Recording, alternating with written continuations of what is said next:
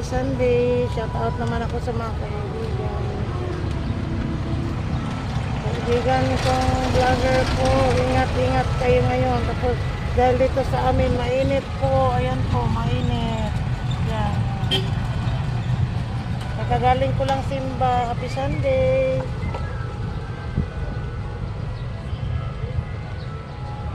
Punta lang sandali yung anak ko at saka asawa ko doon sa groceries.